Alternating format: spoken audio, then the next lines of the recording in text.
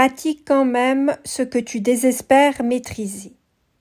Pour parvenir à maîtriser une activité, souvent le chemin est semé d'embûches, de doutes et parfois carrément de désespoir.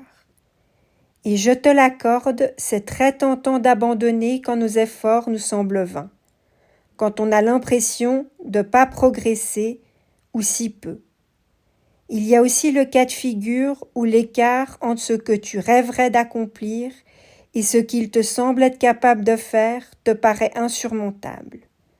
C'est justement là qu'il faut t'accrocher et ne pas lâcher. Continue de pratiquer malgré le désespoir. C'est en faisant ça que tu affrontes le dépit de l'échec momentané. Sois résilient et n'abandonne pas. Garde en tête que chaque étape que tu franchis, même avec beaucoup de maladresse, est une brique essentielle pour t'aider à construire quelque chose de plus grand. D'où l'importance de persévérer, même quand tu as l'impression que tu ne parviendras pas à l'objectif que tu t'es initialement fixé. Tu gagneras du terrain même si tu n'arrives pas à l'objectif tel que tu te l'étais fixé à la base. Tu arriveras peut-être à quelque chose d'autre, mais à quelque chose de bien. Et sache que la maîtrise, c'est pas uniquement réservé à une certaine élite, mais qu'elle est avant tout et surtout un résultat provenant d'une répétition d'efforts réfléchis et constants. Avant d'enchanter les foules, les grands musiciens et les chanteurs populaires ont passé des milliers d'heures à entraîner leur gamme.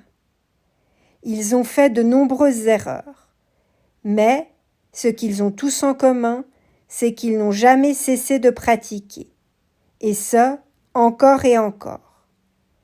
En fait, chaque note ratée n'était pas une indication d'inaptitude, mais représentait une étape nécessaire pour progresser, pour s'améliorer.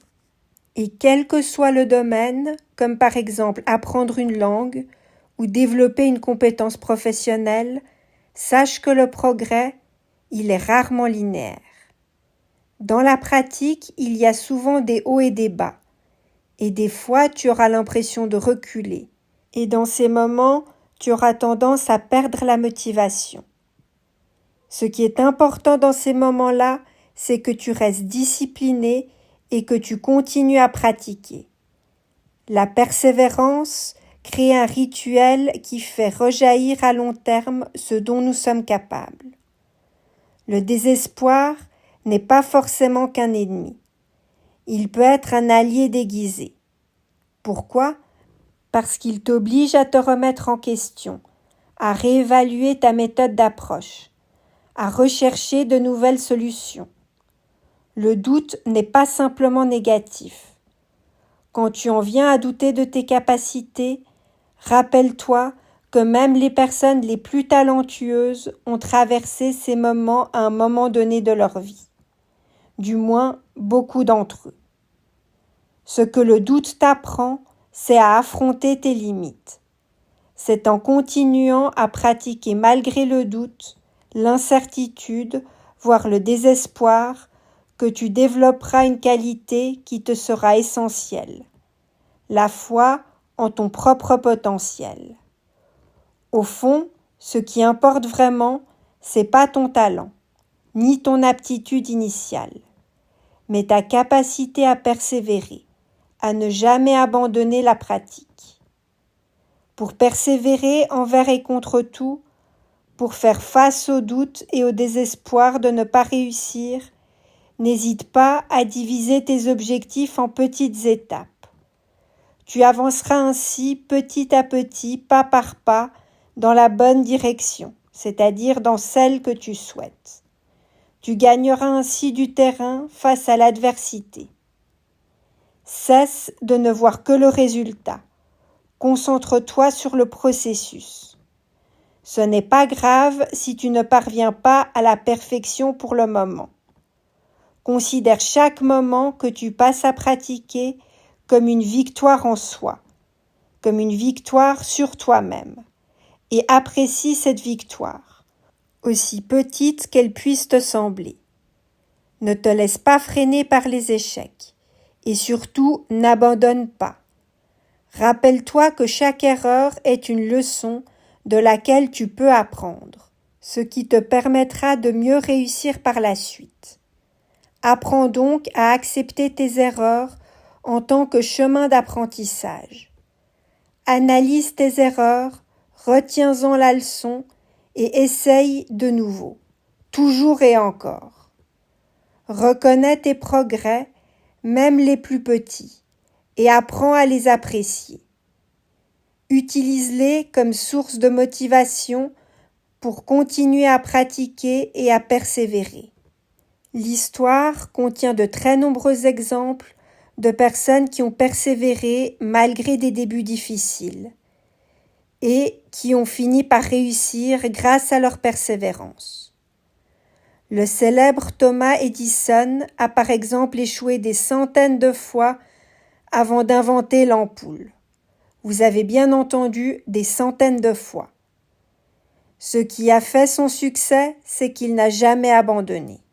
Lorsqu'on lui demandait comment il gérait ses échecs, il répondait « Je n'ai pas échoué, j'ai simplement trouvé 10 000 façons qui ne fonctionnent pas ». Considérons l'auteur des célèbres livres d'Harry Potter, J.K. Rowling. Est-ce que tu savais qu'elle a essuyé de nombreux échecs au départ en voyant son manuscrit rejeté par plusieurs éditeurs? Et pourtant, Harry Potter a fini par devenir un succès mondial. Elle ne serait jamais parvenue au succès si elle avait abandonné après le premier refus ou même après les premiers refus. Ces exemples prouvent bien que la persévérance mène au succès. Ces quelques exemples parmi des milliers sont à prendre comme une leçon de vie. Pour conclure, j'aimerais mentionner que continuer à pratiquer ce qu'on désespère maîtriser, c'est non seulement un acte de courage, mais également le témoin d'une foi inébranlable en soi-même. Même si la réussite en tant que destination finale te semble lointaine, voire inatteignable, garde en toi la croyance que chaque petit pas dans la bonne direction compte et est précieux. Accepte que la maîtrise prend du temps, que c'est pas un événement soudain, mais un voyage continu, et qu'il te faudra traverser de nombreuses leçons et de petites victoires avant de parvenir au succès.